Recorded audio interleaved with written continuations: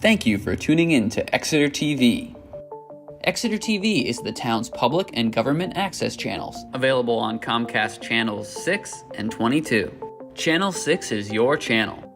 If you have an idea for a program, want to host your own talk show, or submit a film, we're here to get your content on television. On Channel 22, we bring you live and replay coverage of government meetings and other town updates. A third channel, Blue Hawk Media, is operated by SAU 16 and can be found on Channel 8, with all your school sports, events, and meetings. You can watch Exeter TV online at exeternh.tv, Apple TV, and on Roku. Find us on social media for extra content. Subscribe to our YouTube channel and hit the bell to get notified about live streams and new content. Tune in to our platforms every other Friday to watch the Exeter Biweekly Report, with recaps of recent events, updates from town departments, and messages from nonprofits in your area. If you head to our website, exeternh.tv, we invite you to sign up to our newsletter to receive monthly updates about new content, upcoming meetings, and more. We'd like to thank you for taking the time to watch Exeter TV and hope that you tune in to our other content as well.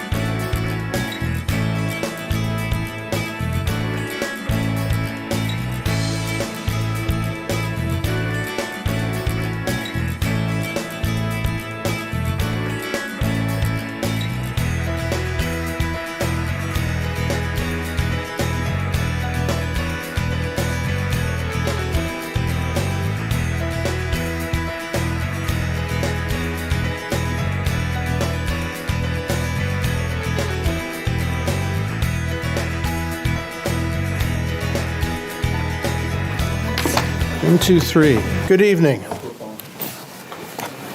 Welcome to the Exeter Zoning Board of Adjustment meeting for Tuesday, December 16th, 2025.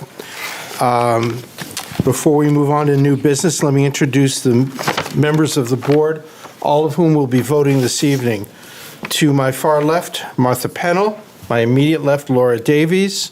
My immediate right, Esther Olson-Murphy. And to my far right, John Del Santo. My name is Bob Pryor. We have one item of new business, the application of Amanda Kane and John Forbes for a variance from Article 4, Section 4.3 and Article 5, Section 5.1.2A for the expansion of a non-conforming use to permit the proposed construction of a 20 by 45 foot detached garage within the side yard setback on the property at 17 Harvard Street, and a variance from Article 4, Section 4.3, Schedule 2, Density and Dimensional Regulations, for relief from the maximum building coverage requirement. Subject property is in the R2 Single Family Residential Zoning District, Tax Map Parcel 73-178. This is ZBA Case 25-10. I didn't make a single mistake in reading that because she'd have pointed out if I had. Good job. She likes saying, you missed a word. Evening. Hello. How are you? We're here. You're here. Good enough. All right. Welcome back. All yours. So again, Amanda King, John Forbes. You may remember us from last month's meeting when we did our first attempt to get the variances to rebuild our garage, which is dilapidated. The garage door doesn't shut and the side entrance door is completely disintegrating due to wear. We were denied due to the size of the structure, so we are reapplying with a smaller proposed structure that fits within the size restrictions for a garage with a finished bedroom and bathroom above it. The spirit of the ordinance says that we're trying to improve our property and our house value, which then in turn increases the value of the houses and properties around us. We were told in our denial letter that we were not showing unnecessary hardship, but we're back to basically agree to disagree on that. We have two children, two boys. They're 7 and 11. They currently share a 9.5 by 13.5 bedroom. One is about to enter his teenage years. If we have my parents or if they want to have a friend sleep over, they're kind of tucked in there like sardines. So our house is 14,000, a little bit more than that square feet. That includes two bedrooms. I hope it's 1,400, not 14,000. Sorry, 14. Yes, you're right, 1,400. Pardon my mistake. We don't think we have any of those in Exeter, yeah. We might. There are some large properties. Ours is not one of those. We have a kitchen, we have a dining room, we have a family room, we have 2 bedrooms, we have 2 bathrooms. Our kids can't have friends over. We can't have guests come to stay.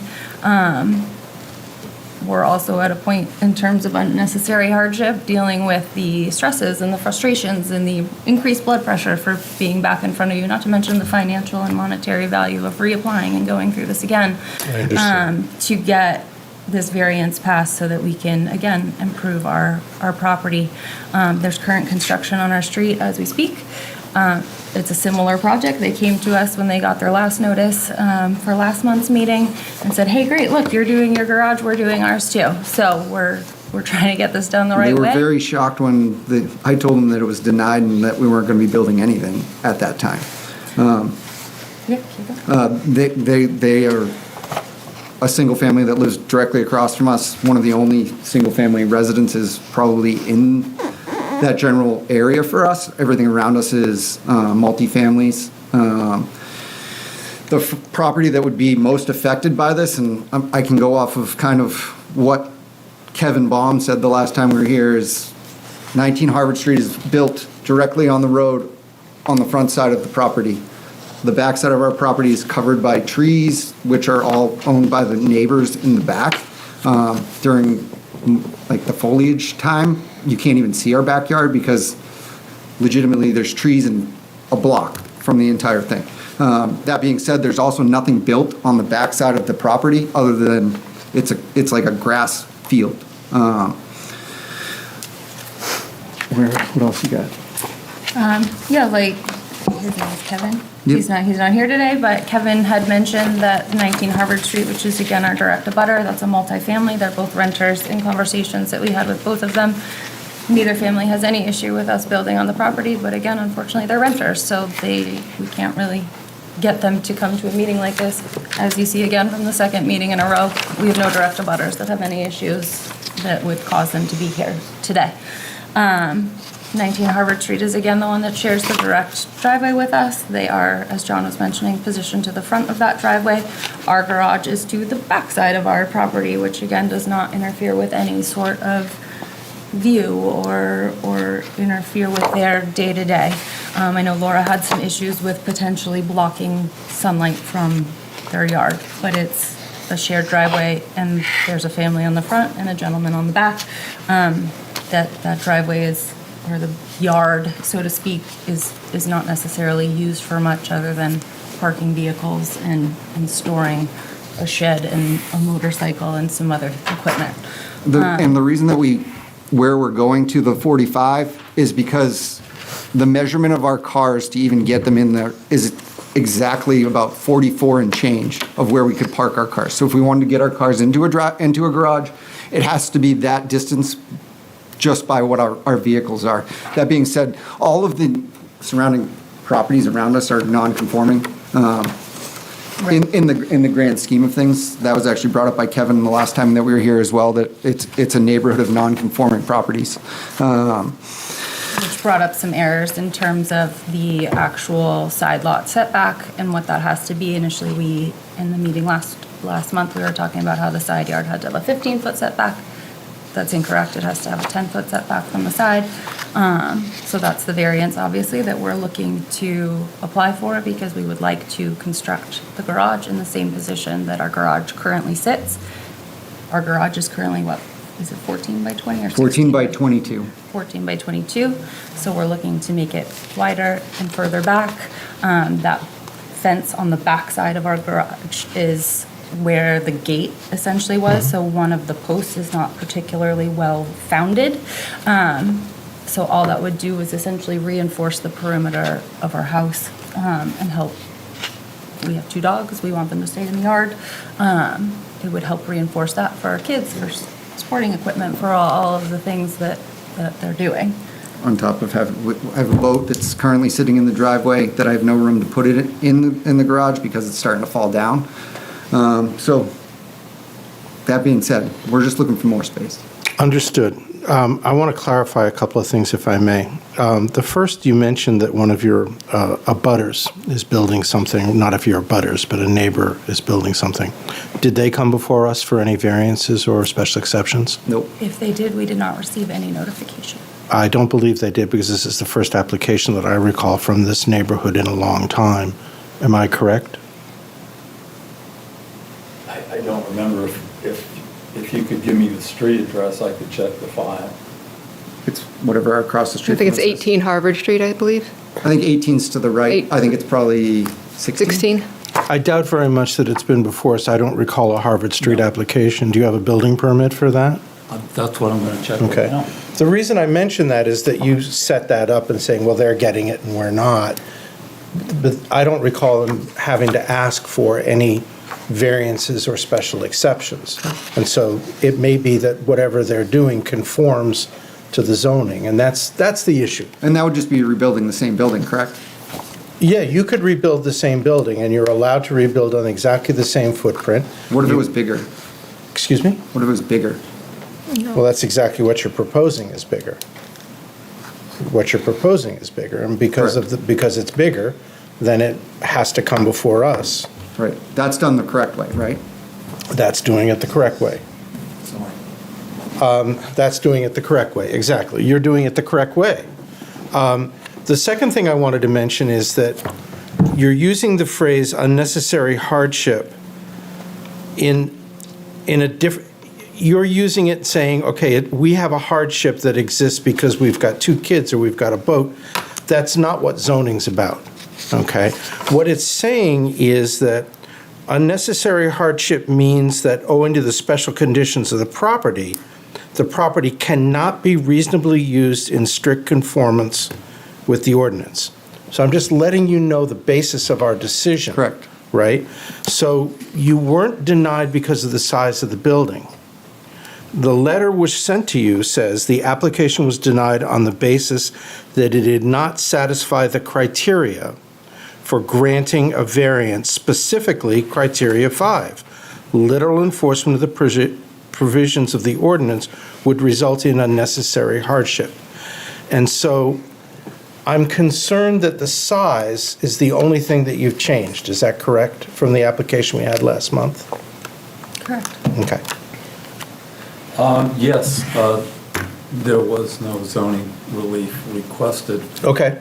Because she, her name is Margaret Moody, and I do remember visiting the site with her, told her the parameters of what she could just do with a building permit to move the building and do a two-car garage, which she finally pulled a permit to do it, which was just issued. So that's expansion, correct?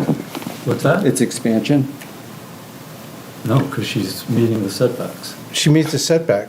She moved it 10 feet, and it's 25 feet from the rear. So if she's Have you been meeting... there since construction She started? she just pulled the permit the other day. Yeah.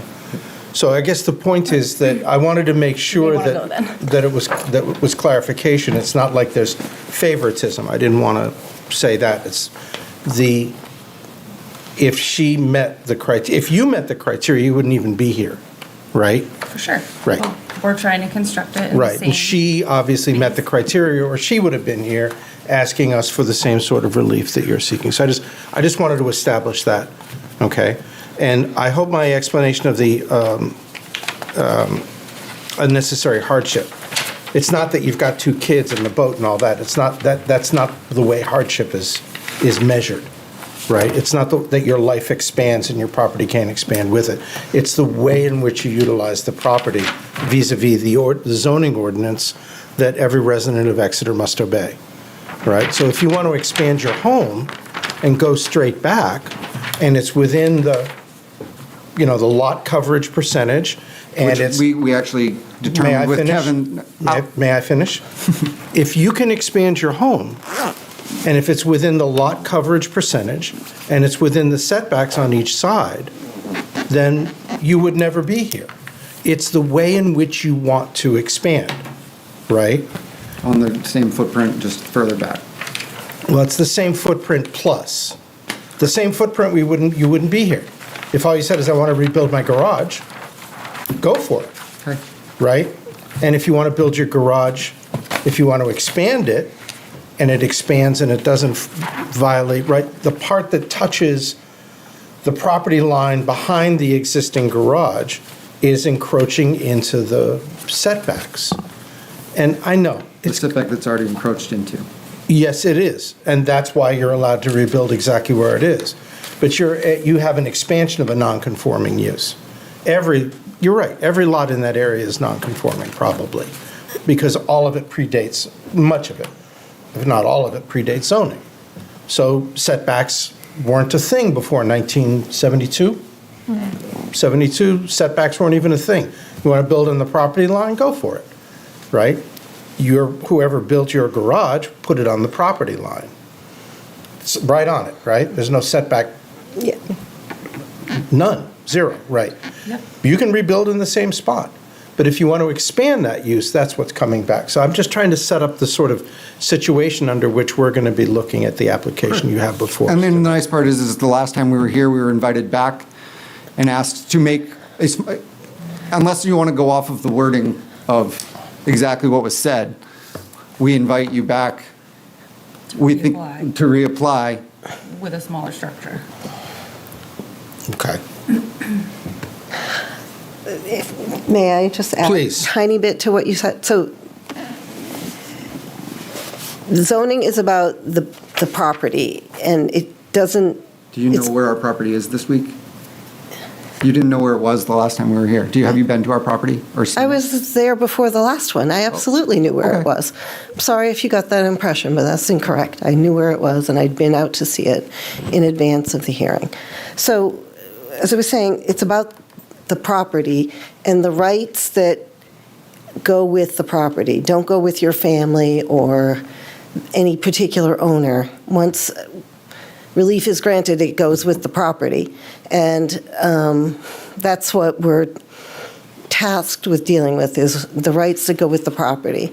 And so, when Bob was saying about your size of your family not being a hardship, it's because it's not about the individual owner, it's about the rights that go with the property going forward.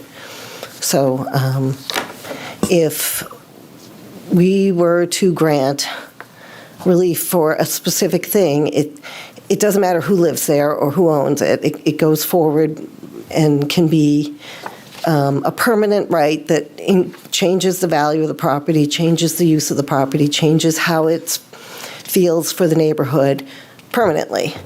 I don't think the use changes by any means.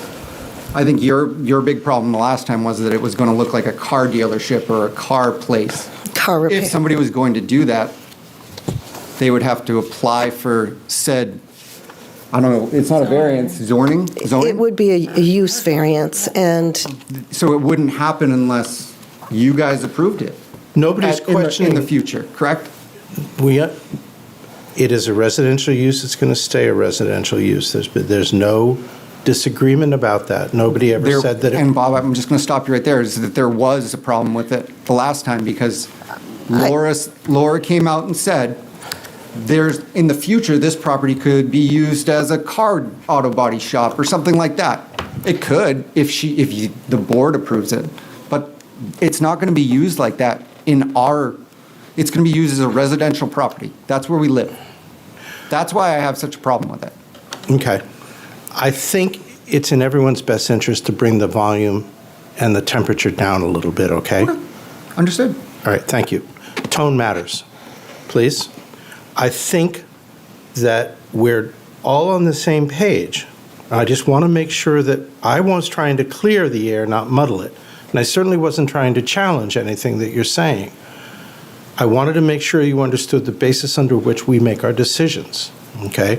And it's not about how many kids you have or a boat. It's not about your occupation of that building. It's about the use of that piece of property and the way in which it was designed to be used. And Laura is correct that it is going to be the variance or the whatever it happens to be that you get, a special exception or a variance, goes with the property. So somebody in the future can utilize it in a different way than you can. Once the building's there, it's there. Okay? We don't worry about whether it's going to be used as a car body dealership now or a car body shop now. It's unlikely that it would ever be used in that way. But the point is that it can be used for a home occupation in the future. Correct. Once you allow a building, please allow me to finish. Once you allow a building of a certain size in a property and it's where it is on the property, then it can be utilized in different ways, okay?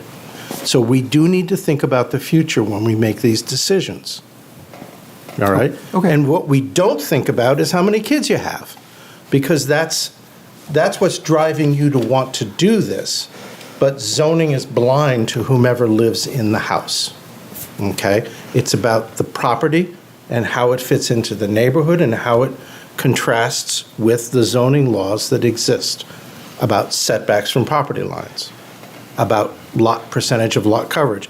Are you requesting, as I recall? There's no rear. We're not, it's within the boundaries of the, no longer into the rear portion of the, It is moving forward, so it's both forward and backward from the existing garage. Is that correct? correct? Okay. And you are looking for a maximum building coverage requirement variance as well. We never got to that last time because the first one was denied, so we never got to the second variance request. So you are, and you have the specific relief in here? Yep. And I just want to touch on at least where you were going, Bob. You said that you guys weren't worried about the future and that that wasn't something that came into it. No, I said we are worried about, we I'm have, talking now. as I said, I'm still talking. Laura came to us and said, and I quote, initially was the style that was the issue. Obviously, you fixed that because that's not for her to say. And then it was,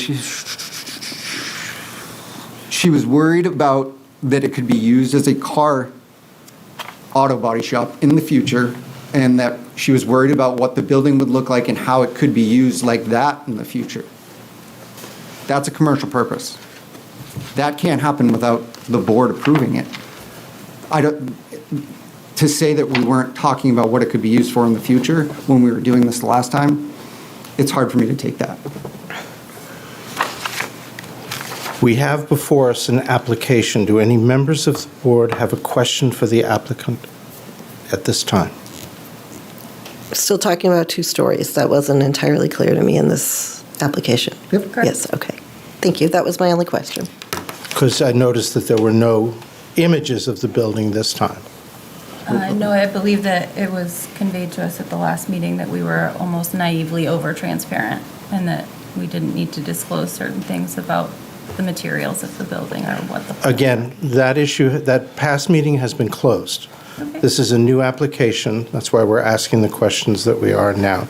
You are still planning on a 2-story building, but there's no height variance because you're allowed to put a 2-story building on that property. That's not an issue at all. Correct. Okay, the specific relief being sought in the first variance request is to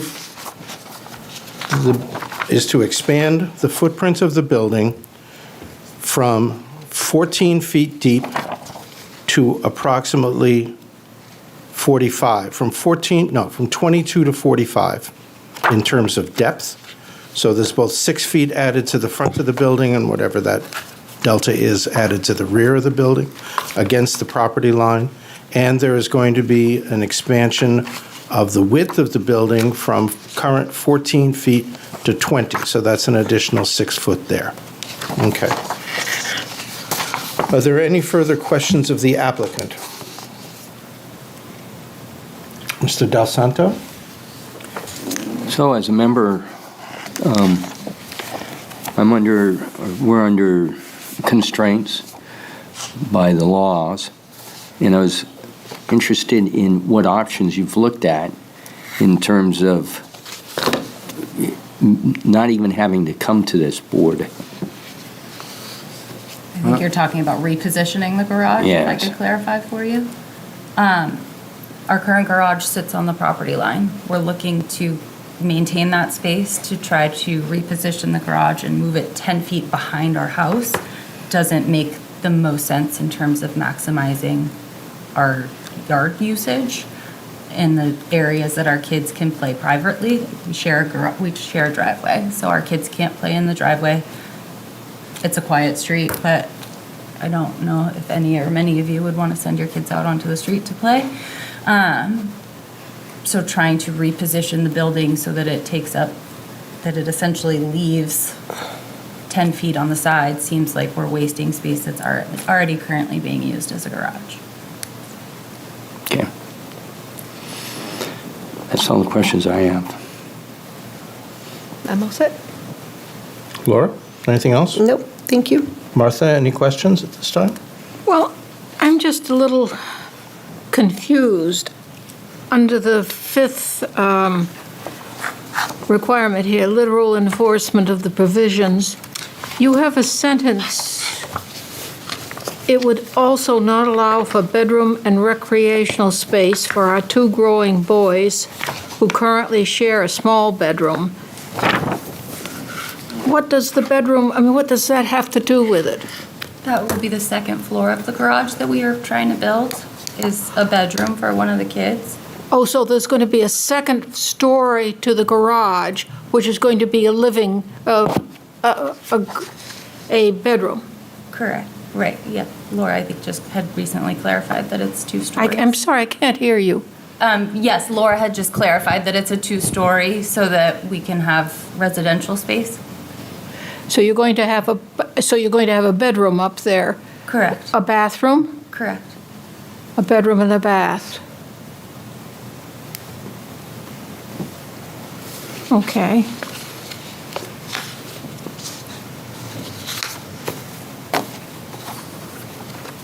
Okay? Well, that just wasn't clear. Yeah. Yeah. Again, that was something, I guess, that we heard last time. Wasn't necessarily clear in here. It is going to be 2 stories, and there will be living area upstairs. The building will be 900 square feet Per floor. Per floor. per floor. The The footprint. footprint will be 900 square feet. The building will be 1,800. Correct. Will there be a bathroom and up there on the second floor? Correct, a bathroom and a bedroom. And we established last time the house is on water and sewer, so there's no issue with. I'm sorry, I must have missed something. You keep saying last time. So this They were before us last month for a similar application that was denied. Oh, okay, And the application was for a larger building, but roughly in the same location. okay. But that was denied, and that's why my preamble, if you will, focused on the fact that the denial was based on the fact that the board did not feel that it met the criteria for unnecessary hardship. And that's why I wanted to explain that hardship didn't have to do with there isn't room for their kids. It has to do with the literal use of the property itself. We've asked our questions. We're going to move into deliberations. There's obviously nobody here from the public. Is there anything else you would like to say at this time? If not, this is your last opportunity to speak. I think so. I think we're good. Thank you very much. We'll move to deliberations now. Okay.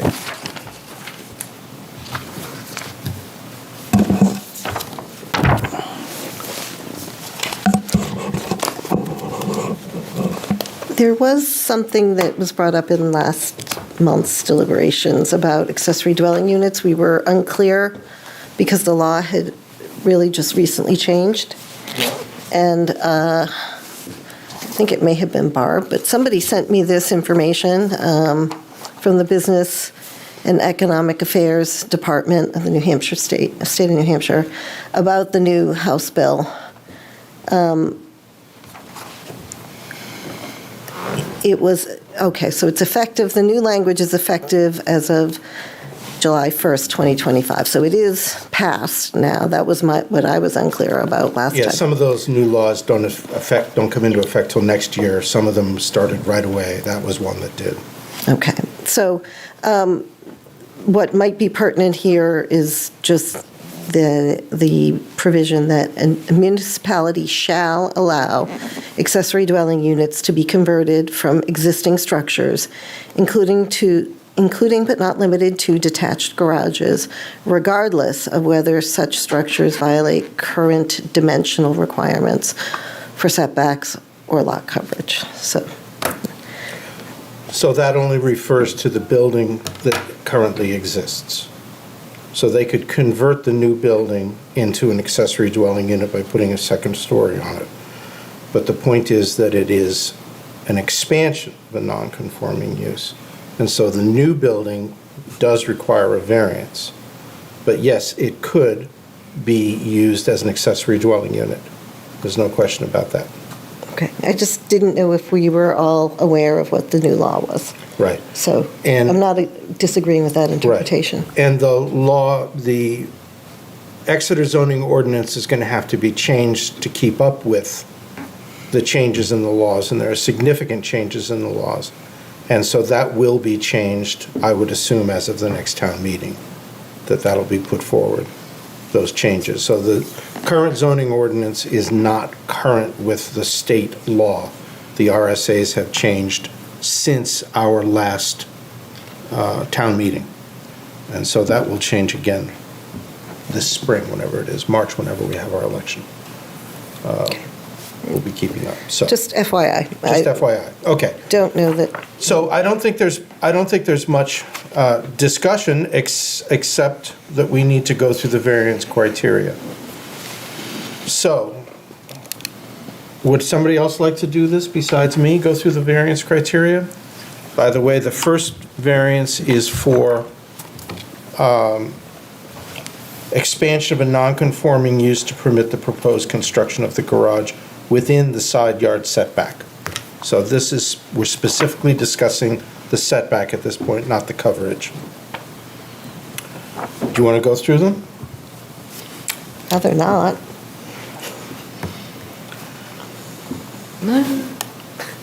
You have my paper, so you can go through it. Okay. Number one, the variance is not contrary to the public interest, and its twin, the spirit of the ordinance, is observed. The proposed use must not conflict with the explicit or implicit purpose of the ordinance, and must not alter the essential character of the neighborhood, threaten public health, safety, or welfare, or otherwise injure public rights. Okay. So, does the proposed use conflict with the explicit or implicit purpose of the ordinance? I don't believe it does. This is a building that if it had been built in that size originally, then before zoning, then we wouldn't even be having this conversation. It is certainly okay to have a garage and to have an outbuilding attached to a house of this size and with a lot of this size. I don't believe that putting a garage, I assume it's a two-car garage, even though it's just going to have one door. It would fit two cars, even though it's going to have just one door, I assume. That it does not alter, having that building there does not alter the essential character of the neighborhood, nor does it threaten public health, safety, or welfare. Are we in agreement? We're okay with 1 and 2? Any questions? It's a significant expansion of a non-conforming use, quite, I think, more than doubling its size. I should have done the math. Yeah, 14 by 22 as opposed to, I don't know what 14 times 22 is. 220, yes, it is a significant expansion of that. I don't know what the size goes up. Somebody have a phone on them with a calculator, they can figure that out. I can math. Yeah, unless it's in the part of the application, which I don't think it is. I didn't see it anyway. 14 times 22 is? Okay, 308. So we're essentially tripling. We're going from 300 square feet to 900 square feet. So it's a tripling of the size, but the specific setback, is not all of that 900 square feet is within the setback area. correct. Right. So I'm okay with 1 and 2. I'm just taking a straw poll. I'm not hearing a lot of disagreement or agreement. I If somebody agree. has a strong objection, please speak up. This is the time to do that. Number 3, substantial justice is done. The benefits of the applicant should not be outweighed by harm to the general public or to other individuals. I don't believe there's any harm to the general public. As far as other individuals are concerned, I think we noted last time that the bulk, if not all, of the abutting properties are multi-family properties with absentee landlords. In a way, it is not surprising that none of those people are here, You even look though at- they have been notified. If you look at the abutters list, 4 of the 7 abutters are not the homeowner, so more than Right. half of them. Are absentee, yep. Absentee, right. But again, an absentee landlord still has a right Right, to yep. protect their own property, and if they felt that they were being harmed by this, they would have stepped forward. They had the option to do so now twice. So it appears that we pass on 3, substantial justice is done. Number 4, the value of surrounding properties are not diminished. We have had our standard measure here is, has there been any testimony from experts saying that the value of abutting properties is going to be diminished by this construction. We've had no such testimony this month. Therefore, I believe it passes on 4. Now we get to 5. Literal enforcement of the ordinance. Literal enforcement of the ordinance would result in unnecessary hardship. Literal enforcement of the ordinance would be saying you can rebuild this building in the same location, at the same size, and yes, you can go to a second story. But that would be a 308? Yes. 308 square foot building, which would make it into a very small room up there, Yes. right? So, unnecessary hardship means because of special conditions of the property that distinguish it from other properties in the area. There is nothing about this property that distinguishes it from other properties in the area. Other properties in the area are up to their property lines. Some of them have detached garages, some of them don't. So there's nothing about the shape of this lot. It's not a pork chop lot. It's not somehow isolated. The only thing that's different about this lot that distinguishes it from others, and there may be others that we're just not aware of, is that it has a shared drive, that the driveway is right at the property line. And so there's a shared driveway with the house to the immediate left. Okay? So the alternate definition or explanation of number 5 is that unnecessary hardship means that owing to special conditions of the property cannot be reasonably used in strict conformance with the ordinance. I don't believe that there's anything about this property that distinguishes it from any other in the neighborhood. Now, I reviewed even the sizes, is it exceptionally small? And if you look at all of the house on either side and a 3 across the street, it's one of the larger lots out of all of them. So it's not like it's so small they have to have something to do anything there. You could do more, essentially. I mean, it's not a huge difference. It's 0.2 acres versus 0.17 acres. It's not a lot, but you could do other things on the property. The total property in Yeah, question is 0.2 acres? Yes, according to the assessor's data. That's it? Interesting. It is a small lot. I thought it was bigger than that because of the backyard. Okay. The house So it's less than a quarter of an acre. Yep. Okay. No. So, but that's not a special condition that distinguishes it from others in properties in the area? No. Is that correct? I would agree with that statement. Okay. Area, it depends on how we define area. So this is in the R2 single-family residential zoning district. R2 single-family residential zoning covers a lot of the town of Exeter. Oh, yeah. Not just areas such as this one that has small lots. So R2 covers a lot of other, in a way, it probably shouldn't even be R2. That's beside the point. We're not the voters, so we didn't get to, we don't represent a majority of the voters. No. We are voters. We don't represent a majority of the voters, so we don't get to set that. So this is a tricky one. Is there unnecessary hardship? Is there something about this property that says you just can't use it the way that you should be able to use it? I think we've established that it is possible to put the building of the size they want on the lot so that it does conform to zoning. So the side yard setback, that would mean it was right smack dab in the middle of the backyard. Is that correct?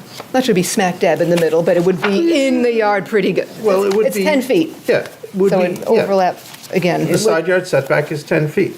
So it would overlap, it would make getting into a garage door difficult because there's a house in the way, Yes. right? They would have to push it further back, and what's the rear yard setback? They're at 25, I believe. They're now. at 25. God, my eyes are getting older, that thing's really small, that typeface is really small. It is at 25 feet, so it does not encroach into the rear setback. Correct? Yes. Okay. So, if you will, there is something about the building, about the lot, that says that in order for it to conform to zoning, it would have to be either much smaller, and where it is, and 10 feet to the left, to the right, further behind the house. And that's, it looks like the house is a little over 20 feet off of the left property line. So it would have to be far enough back so that you could jog into a garage, and it would take up most of be right in the middle of the backyard.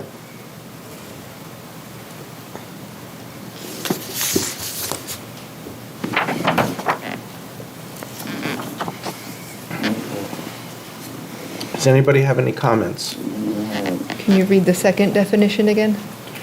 A necessary hardship means that owing to special conditions of the property that distinguish it from other properties in the area. Again, I'll remind you that area is not defined, and this is a single-family residential zone, R2. The property cannot be reasonably used in strict conformance with the ordinance. It appears to be a very normal rectangular lot. However, because of the location of the home and the location of the driveway, for it to be used in strict conformance would be difficult. Are we reasonable is what I'm having trouble with? Because you could put a garage in there. Could you fit both cars front to back? No. You could get a decent-sized building that could hold at least one car. You could have a good-sized room above. And that you might be able to work with easier than a garage as large. In average garage sizes, that's much bigger than the average garage size. Like a 20 by 20 is a little garage. I have a 20 by 20, we only can fit one car in. That's understandable, but like a 20 by 24 is more standard. A large one is 24 by 32, somewhere around there. Mm-hmm. That's still smaller than what's being proposed. Yep. Agreed.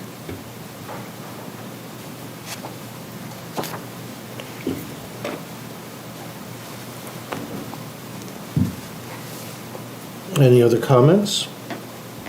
We seem to get, once again, we're hung up on 5. We're hung up on 5. The property cannot be reasonably used in strict conformance with the ordinance. Can it be reasonably used in strict conformance with the ordinance?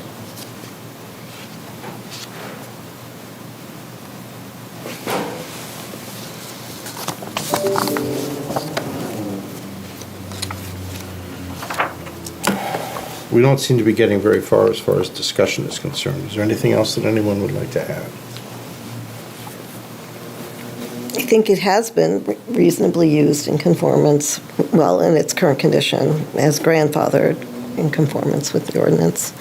It is it is slightly smaller than before, but it's still a very large building.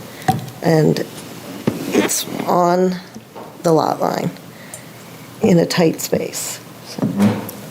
Yeah, the on the lot line is what bothered me. Even if there was some sort of, we'll get it 4 feet off the lot line, there's some effort to lessen that on the lot line would make me feel a little better. It's still a very large building. It's still, there was some mention of it replacing the fence so they don't see anything, but I don't know, a 6-foot fence isn't as daunting as a 2-story building with overlooking your backyard. I would note that the abutting property that is impacted by this, which is 19 Harvard Street, that building is also located very much toward the front. Mm-hmm. It is as far back off the street as 17, which is hardly at all. I don't know, what is the setback, 5 feet maybe? Something like that. 19 is also located very far toward the front. So in terms of impact on the owner of 19, we've had no testimony from the owner of 19 to that effect. And whereas 52 and 50 are located toward the front of their lots, which is Winter Street. Oh, okay, I'm like 52. Yeah, on the other, yep, on Winter 50 and Street. 52 on Winter Street are located toward the front of their lots. And so there is a fairly large area in the center here. I guess I didn't understand the applicant's comment about the trees. The trees are owned by others? Is I that think they're what- owned by the people on Winter Street. They're Yeah, along but the there's back. also, See, there's this fence along in that the- fence in the- there. On the other side of the fence. So that blocks their they're view on of the that side yard. of the fence, if they're on that side of the fence, right? So it's other people's responsibility to maintain And Winter the Street has trees. them, not 19 doesn't really have any. Yeah, 19 there. has trees too. That tree right there would be, because that fence is going straight back. So it's hard to tell, but they're all kind of at the intersection of 17, 19, where it hits 52 Winter Street.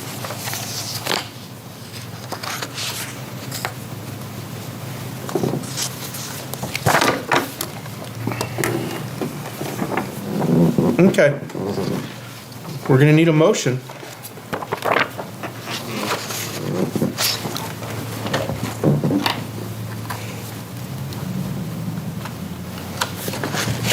Hearing no further discussion, I would ask for a motion.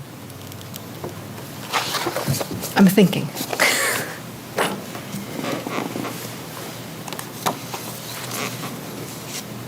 And don't forget, we have to look at the second variance request as well. We're not going to, we haven't even started discussing that one yet.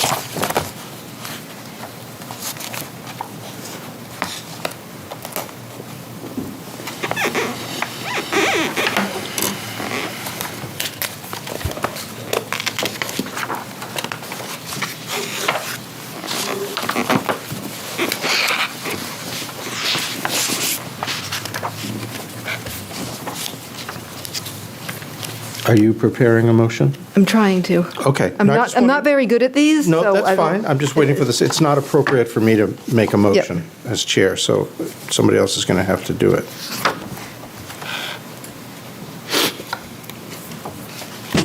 I was trying to fill the awkward silence. I'm very awkward.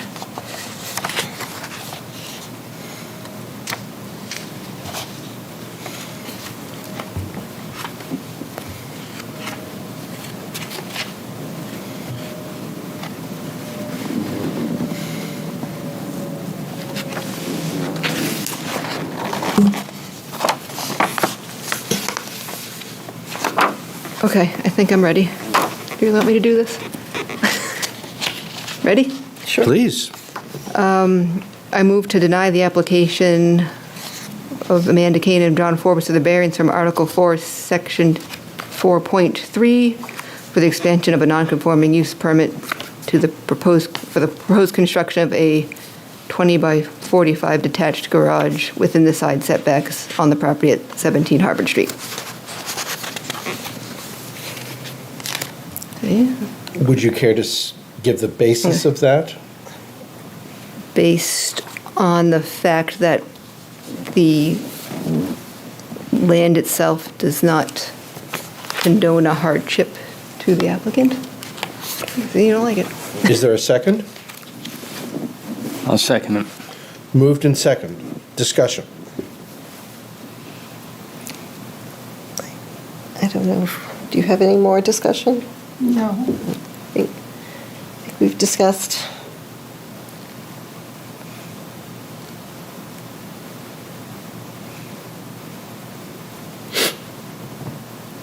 No discussion of the motion whatsoever? Okay. All in favor of the motion to deny the application indicate by saying aye. Aye. Aye. Nay. Oh, no, I mean, I can say nay at this moment, or do I not? You're asking for saying ayes. What- I would be in favor of denying the motion. So I would mean I want to shoot it down, but you don't have to say anything now. You can wait and say nay when I ask for the nays. Well, I'm not in favor. Then you should say aye, because All right, now what? It is confusing, sorry. Yeah, they're. It's a motion, are you in favor of the motion to deny?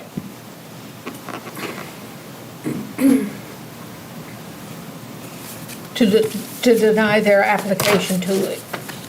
Yes. No, I'm not in favor. Okay. To deny. All those, now I've got it backwards myself, my God. All those against the motion to deny indicate by saying nay. Against, The motion is to deny. We have an approved motion to deny their application. okay. So if we say aye, that means, sorry, we deny it. So I'm going to say no. Okay? Chair votes no. So the motion to deny the application passes 3-2. Okay? Not very happy faces over there. The motion fails 3-2. No, it passed. Yes. But the application for the variance failed Yes. 3-2. For the first section. And there's no point in going on to the second. Where's the second section? Second section is lot coverage, but if they can't expand the existing use, then the lot coverage becomes moot.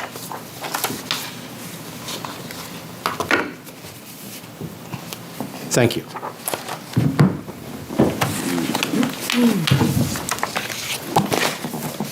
Thank you. I don't know if I want it. Other business. Where on this application is there a second?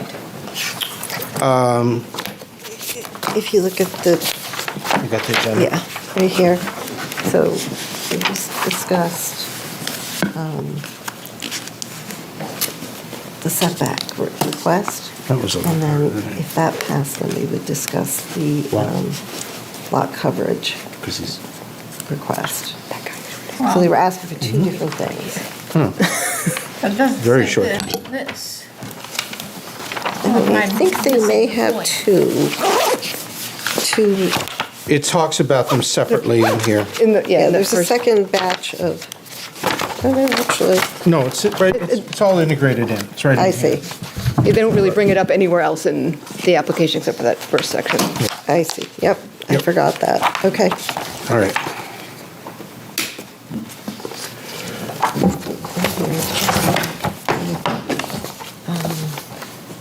We on to minutes? We're on to minutes. We have enough people for both. We have 4. Checked that earlier. Oh, good, thank you. Because I knew that was going to be tight. So, October 21 would be myself, Laura, Esther, and John. So we do have enough to approve the minutes of October 21. Any questions, any comments about the October 21 minutes? I actually read them all and didn't find anything. Good? Laura, did you have a chance to go through October 21, or John? No changes. I had no changes. I admit I wasn't thorough, but I didn't see anything. Okay? I move to approve the minutes as submitted Of October 21. for October 21st, 2025. Second? I second it. Moved in second. All in favor? Aye. Aye. Aye. Okay. November 18 would be myself, Laura, Esther, and John again. November was, This. oh, these folks. And that's all it was. Yep. Yep. Okay.